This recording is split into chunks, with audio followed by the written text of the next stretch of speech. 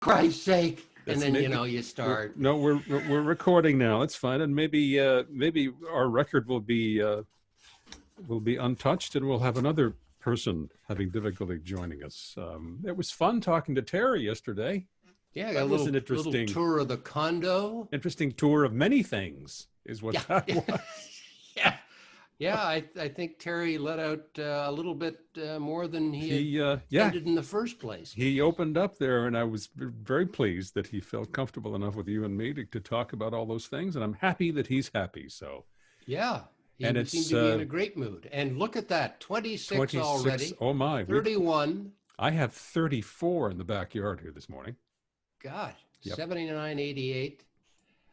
We shattered a record for May the 27th yesterday by 6 degrees Celsius. We hit 36 something, and it was 30 in 1978, I believe. So it was high, and the humidex was 42, which in old guys lingo is 104. Yeah, but no, it's in old guys lingo. That's when the underwear starts to slide down on your legs, even though your pants are still up.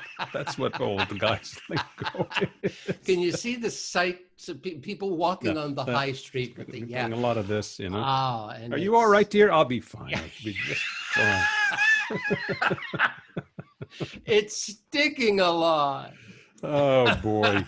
Hey. I got a couple little things. Andrew Caddell is to join us here this morning, and The Goal, and author of The Goal, and this is a book that Andrew wrote with Dave Stubbs, and it's called Stories About Our National Passion. I'm really curious to find out where that cover photograph is. There's a dedication to his father. Andrew is a journalist and a consultant and a peripatetic fellow. He's done all sorts of things, and if you look up. Actually, let's cut to the chase. If you look up shit disturber, you'll see Andrew's picture come up. But if you cross-reference that and look up people who get shit done, you will also see Andrew's picture come up. Andrew's name, yeah. So, Andrew worked in the CBC Montreal newsroom for a number of years. And that would appear to run in the family, and I'm sure he has some stories to tell us if he's going to connect with us. And I don't see him on there in the waiting room yet, but I've got a couple of things. We picked up some groceries yesterday, and this was in the shipment. It is a can of Campbell's mushroom soup. Style for the can label? It is pink and green, and I took this out of the bag, and what the hell is that? And then I read the back, and it says, 2020 marks the 60th anniversary of Andy Warhol's first drawing featuring Campbell's soup. Right. It was a can of tomato soup. It was multiple cans of tomato soup. Actually, I looked it up, and I thought it was just the single. I think he did the single can, but there it is. That's one of his displays, and this is 60. Oh, it's all different ones. Okay, I thought it was. No, I think he did a single one, and he did other displays. This is one of them, and 60 years ago, if you can believe that.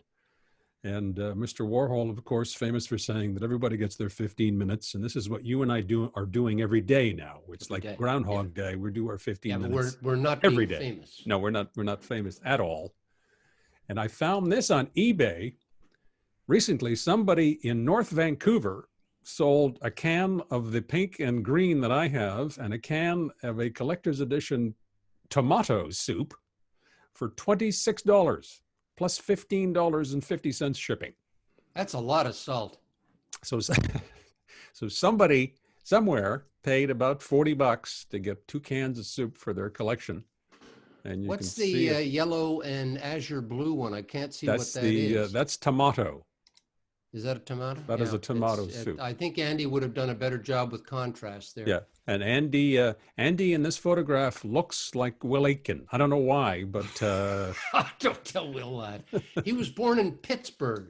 I don't know. Will is supposed to join us in a few days, is he not? Yeah, he's having trouble with his knee. He got a pin put in there. Anyway, he's joining us, I think, around the 11th or something. Okay. Like that. Andrew just signed into the waiting room, so we'll be checking in with Andrew in a minute. So this is interesting. Also, I was reading the Times. I'm having a great time, no pun intended, with my little subscription to the New York Times. By the way, I'll mention this again. They're having a special now. It's $1 Canadian a week for a year. So $4 a month, not too bad. And I read this piece here this morning. GE has gotten rid of its light bulb division. After 140 years, Thomas Edison essentially helped found General Electric 140 years ago.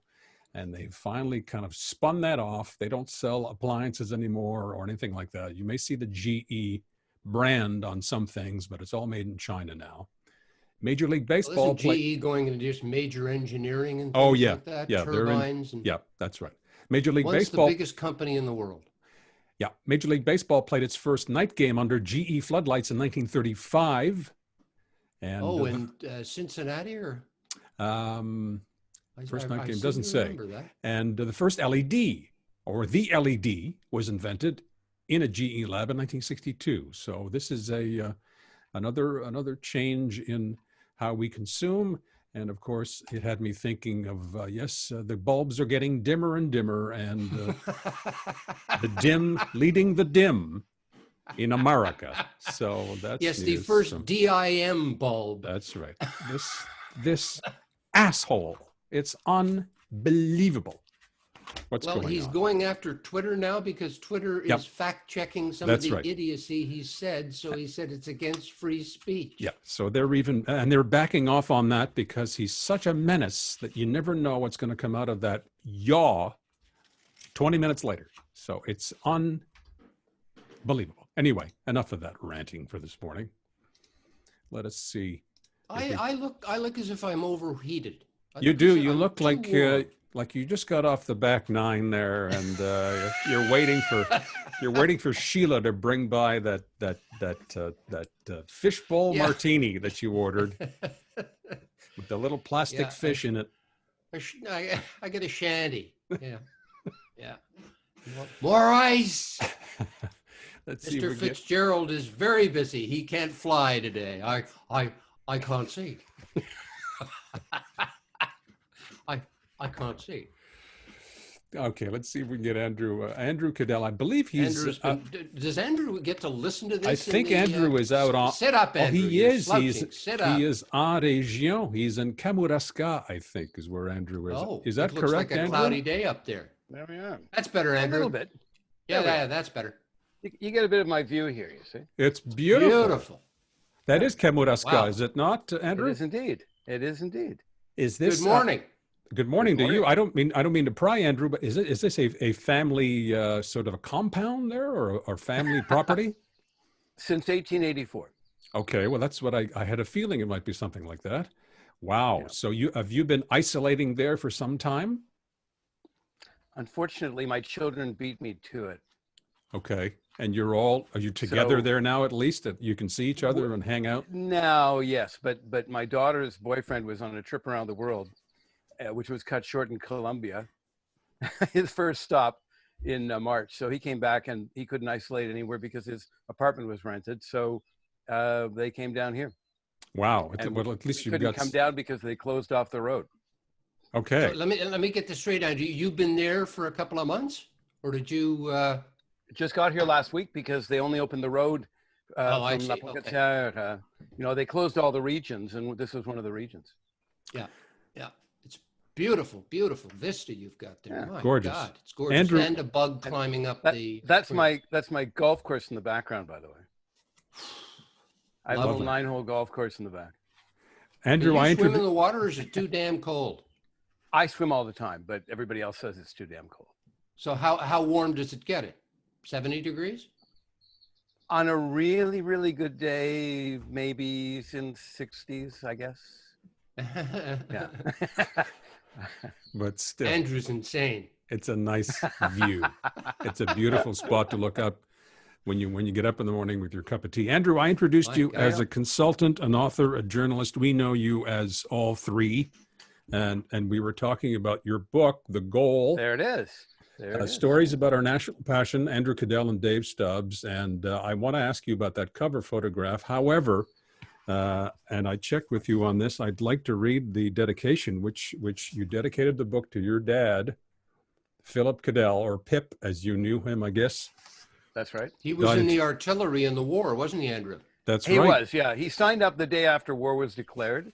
and he came back. And the day after he came back, he married my mom.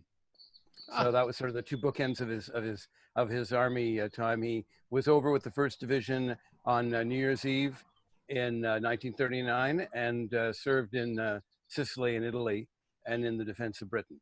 And he was a private. He was a gunner when he went over, and he was a captain when he came back. So he sort of went through the ranks. And he was. So he was in Italy. Okay, so Monte Cassino and that. Yeah. He was at Monte Cassino, at Ortona, Agira. Yeah, and he was a anti-tank officer, which was not the easiest thing to be. Yeah. Want to read it, Yvan? Born in Canada, raised in Scotland, returned to this country as a teenage immigrant, enlisted for the Second World War, as you mentioned, 1939, artillery. After the war, he worked as a brewmaster and personnel manager, served in dozens of community organizations, and coached hockey. He was a proud Canadian until the day he died. And for him, hockey was synonymous with his nationality. He taught his children and grandchildren that sport was similar to life in many ways, as it prepared us for the highs and lows of triumph and defeat, but that doing your best was just as good as winning. And there he is. Very And touching, David, you'll be proud to know that I recognize that as a Maroons jersey that he's wearing right there. That is the Montreal Maroons. My father-in-law was a huge fan of the Maroons. And he's holding a newspaper page that the headline of which reads "Maroons lose in longest battle." I don't know because he was there. He was there. Okay. It's in the book. Okay. It's the story.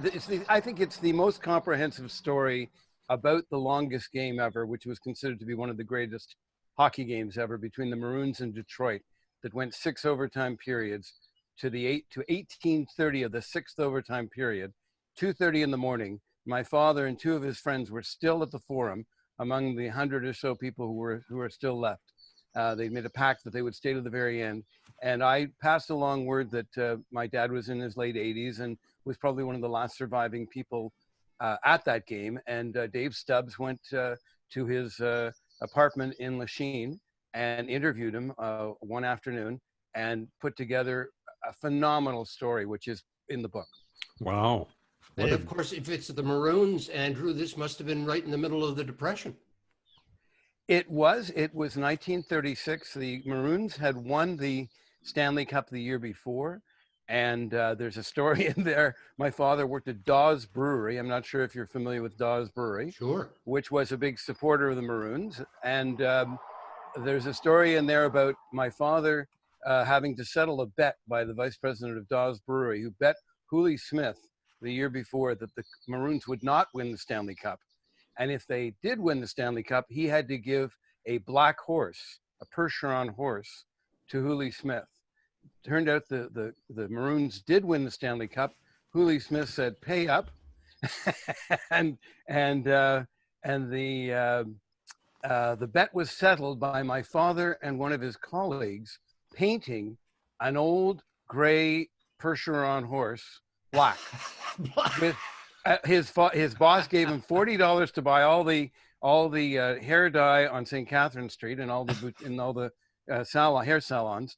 And then he returned to the brew house with all this hair dye, and the 2 of them spent the night painting the horse black.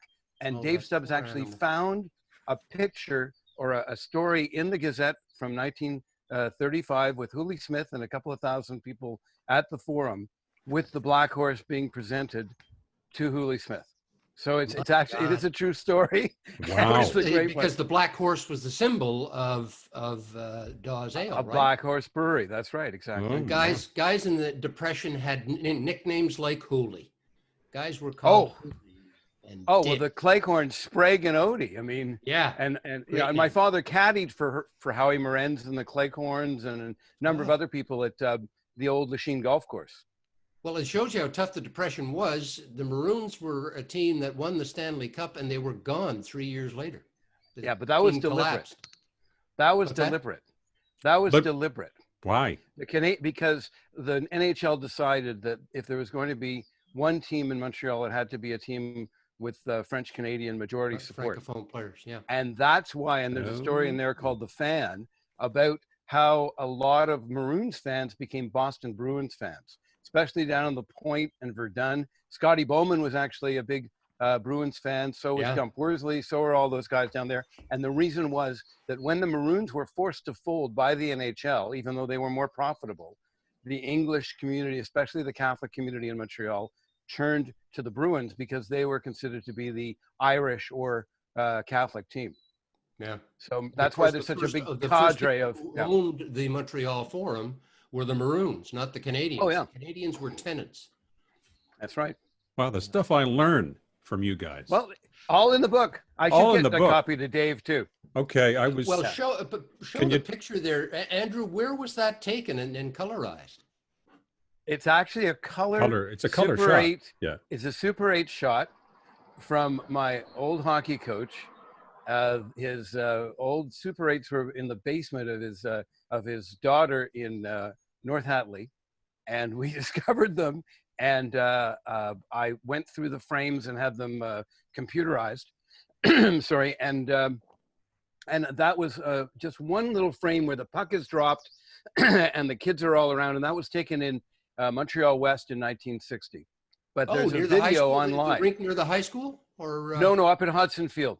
Oh, Hudson Field. Okay, that's where the arena is now. Yeah, that's correct. Yeah, it was so in what the year is that? Bottom end. 1960. 1960.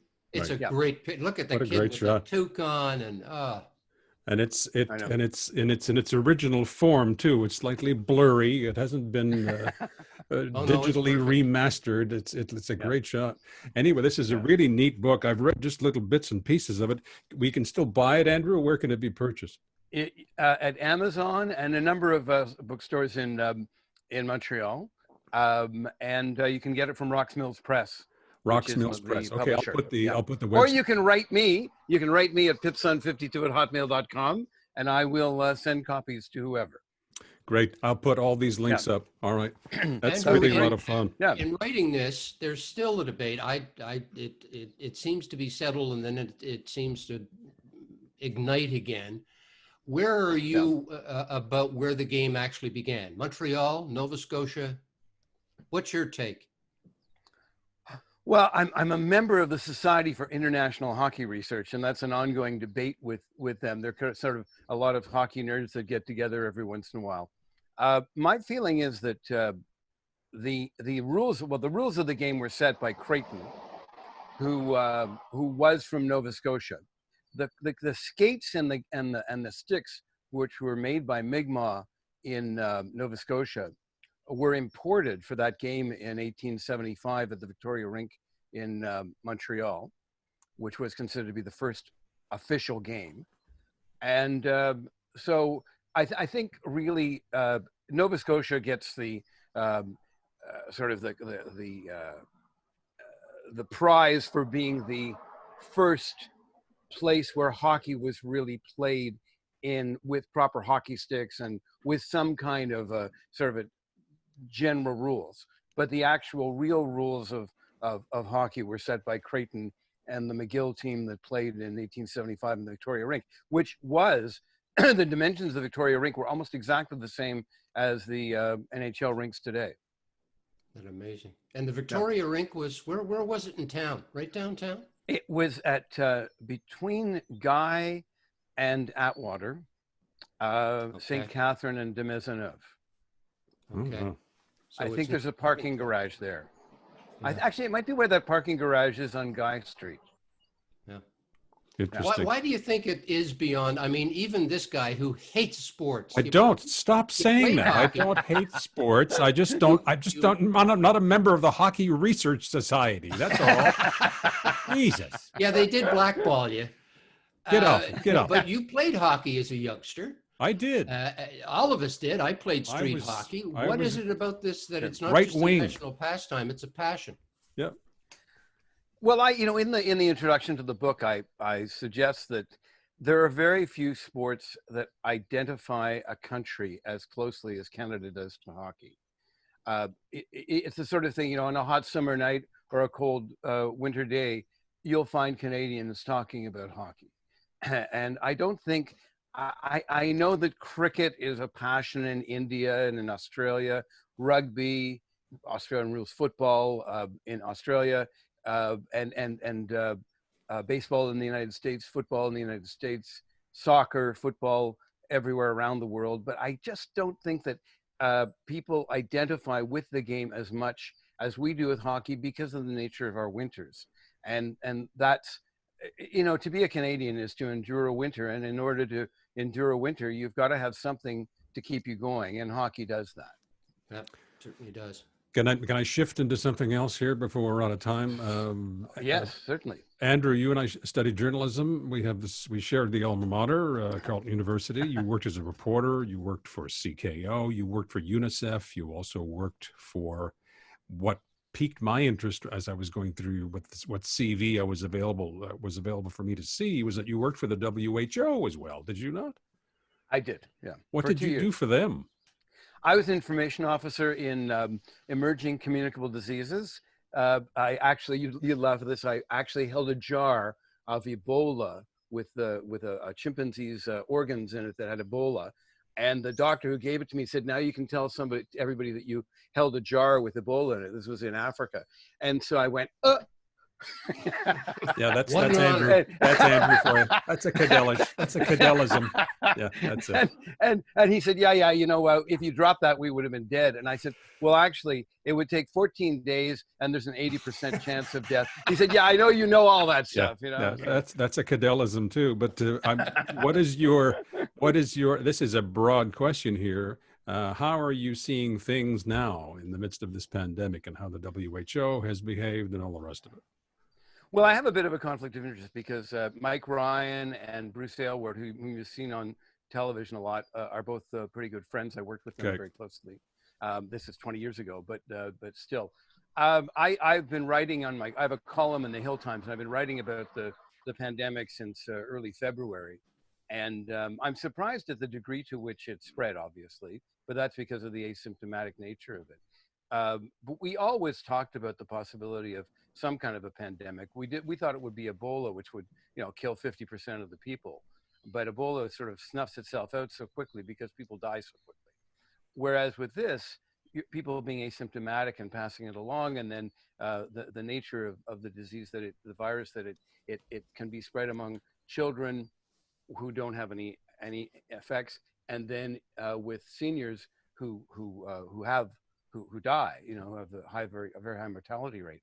So it's really anybody's guess. I think you look at the countries that have managed to control it; they've done exactly what the protocols should have been, and here and in the United States. In Canada, we and the United States were a bit more we're a freer society, and we didn't react as quickly as we might because there was a fear that we couldn't really shut down the economy the way that we have. And that was our mistake. Does the WHO deserve to be shellacked here, or it was for a while because they were being accused of having acted too slowly themselves? Well, you look at New Zealand and Korea, both of them reacted as quickly as the WHO told them to, which was the end of December, and we didn't. But I think that the problem with Dr. Tedros is he's far too connected to China, and the WHO is looking to get significant amounts of money from China, and it's all about the money. I mean, my master's degree in journalism was all about the influence of the news media and money on donors in the internet, in the UN, and the specialized agencies. And this is what's happening: is that you get large donors like China; they become very influential in the international organizations, and the WHO doesn't want to bite the hand that feeds it. Wow. I'm sure we could discuss that for some time. Yeah. That was quite a shift, though. I'm sorry? Yeah, isn't it? We covered the waterfront. Yeah, that's right. Whoa. The Montreal Maroons to who is a Maroon? WHO. Yeah. But it's otherwise, good to see you, Andrew. You're really Andrew, looking well, pal. You are. I miss you. I miss you, Dave. Those early mornings of CBC with Victor, man, yeah, with Victor. They were early, weren't they? Crawling in. Oh my God. My kids say, I'm not a morning person. I say, well, work early morning shifts in radio, and you won't be a morning person after that. Yeah, we talked about that with Terry DeMonte yesterday. It's quite, it's quite the. I don't know how he does it. No, he's been at it for 35 years. It's frightening. So what's keeping you employed or busy these days, Andrew? Well, I've got the book. I've actually got a song for Kamouraska that I'm promoting that's based on Song for the Myra. I'll send you a link to it. Would you? I've got a small company that does emergency management software for municipalities, which is a going concern in Australia. And my Australian partners own the majority of the company, but we have a couple of contracts here in Canada in Moncton, and we're about to sign with Victoria, BC. So we're hoping that'll grow. And I'm busy today. I've got to plant flowers, put in a couple of trees, maybe put some greens in the golf course. We'll see. Sounds Lots idyllic. of stuff to do. Good for you, Andrew. I'll tell a you, pleasure it doesn't seeing look you. quite as hot there as it is here, Andrew. I don't know what the It was temperature's like. 15 degrees here, Dave. And I went to one of the neighboring towns. It was 25, and we were wearing sweaters and coats, and could have been wearing toques. So yeah, it gets a little cooler by the shore. But you guys, when this all is is done, this area is screened in, and we can sit and have a beer and look out on the St. Lawrence and expand. Talk about the good old days. Wow, that would be it's quite really the trip. beautiful, beautiful scenery. Gorgeous. Andrew, good to see you again. Thank you so much, my friend. Good to see you. Take care. And I love your show. Love the show. Watched. having fun. Love the Bill Amos one. I love the one about 7 Days in Hell, and I watch as much as I can. Yeah, that. Great. Yeah, Well, thanks. the O'Keefe interview got a lot of reaction. A lot of people very interested phenomenal. in that. So I bought the book. I actually have bought the book. Well, Excellent. I'll tell you, it's a page turner, all right. It really is. Yeah. Andrew, thank you. Thank you. Take Great care. day. Have a good day, Andrew. Ciao. See you, too. Andrew. Bye now. Au revoir. What a while. Caddell. Wow, there were many, many, many more stories in that orbit, but yeah, he's no flies on Andrew, I must say. And it's strange that he would mention his master's. I did my thesis on all news radio, because Andrew worked at CKO. Remember what CKO? Oh yeah, yeah. That's what CFOX in Montreal became. Right, and I did my thesis on that, and that's what in the days when people thought that anything with an all news format wouldn't take off. And CKO, of course, never really reached. Well, they didn't put any money into it. No, they never reached a critical mass. But and of course, they laughed at Ted Turner a few years later when he launched CNN. And look at where we are. It's now. funny when I was a kid, late at night. 880 in New York was an all-clear channel, and of course it was WCBS. Yep. And it was all news, and it had been all news since I think about 1964. Oh yeah, I visited. I just gobbled it up. I listened to it I knew all the announcers' names. I just loved it. You could still hear WCBS as far as Puerto Rico on a good night. And I visited their studios in the mid-70s. Well, it's funny. They won't let you gain access to it online, but they will let you gain access to the Chicago CBS station WBBM. I have no idea why. I haven't listened to them in many years, but I remember to show you how much things have changed. Because I had sent them a letter because that was part of my thesis. I went down to visit WCBS as I was writing my paper, and I sent them a letter, and they replied. And said, sure, come on down whenever you want. Just walk in. So I waltzed in there one day. You did. You lucky pup. They'd lost my letter, and I just walked in there. They had no clue who I was, where the hell I was from. I was in New York on my own. And they said, oh, what the hell? Come on in, have a coffee. They said, and I spent the day at WCBS.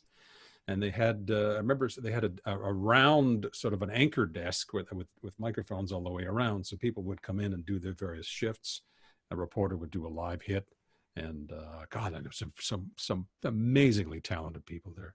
Remember was by the name of 59th, I believe.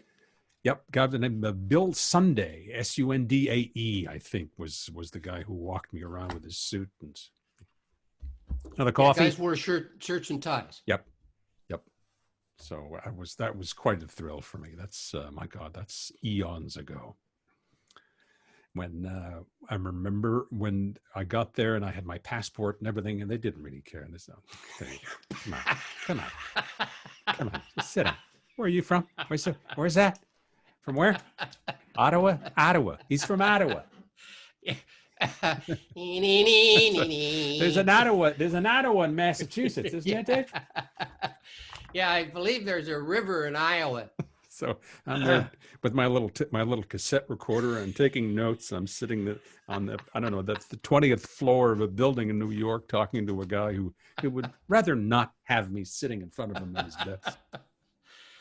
But they were very sweet. They were very, very nice. So. Oh, what a thrill! I would have just loved that. Oh yeah, that was a big deal for me. Yeah. I stayed at the Holiday Inn. I think it was also on 59th, I think, or someplace.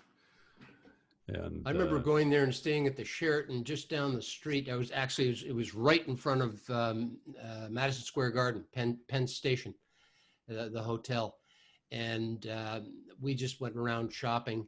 And for some reason, I went in to buy a pair of shoes. And this guy was right out of Central Casting, right? This kind of bald head, a cigar stuck in his mouth. Where are you from? Montreal. You got a hell of a hacky team. What size do you take? I remember I took a cab to my hotel. And I'm sitting there, and this is my first time in New York, and I'm in the old, what's the name of the old Checker cab. And I go to give the guy a tip, and I thought I'd taken out, I don't know, 75 cents or something. I took out a quarter. So and he looks, and he turns his, what am I supposed to do with this? And I said, oh. So I took out a buck or two, and he never said a word. He just opened the door, and out I went. So I said, this is New York. Oh, I love New Yorkers. Even hello sounds like a threat. Yeah, that's right. Yeah, there's a lot of pressure there as being a New Yorker. And I went to get a sandwich at a deli, and I got it was a roast beef sandwich. He said, and what do you want? I said, this, and I point. He said, you don't want it on white. You're going to take it on rye. Oh yeah, that was outstanding. Yeah, if your mother was always in a bad mood, she'd be a New Yorker, right? It's like every movie I'd ever seen, That was a lot of fun. As Terry Haig, who was brought up in Westchester County, said, New Yorkers are not rude. They just have somewhere they've got to be. Yeah, and that's got to be some. Yeah, that's the little ditty that I'd forgotten that is very, very apropos. Well, in a way, there's a kind of a tough love there. When the guy said you don't want it on white, he was actually thinking. He was telling me. He says, "You're going to take this. You're going to take the pickle," and he starts wrapping. And I haven't even finished ordering. He's already wrapping up the order, and it's done. And he's at the cash already. You're not going to have a cream soda. You're going to have a Coke. Oh, I love it. Oh, boy. Well, that was fun checking in with Andrew. And again, I'll put the link up for the book and the Rocks Mills Press and the Amazon, all these things on the description so you can look it up. And I've only read bits of it, but it's fun, and it's a very quick read. A lot of great photographs in there. So I'd like to take a look at it too. Okay. Definitely. Demain. Take it easy. Bye now.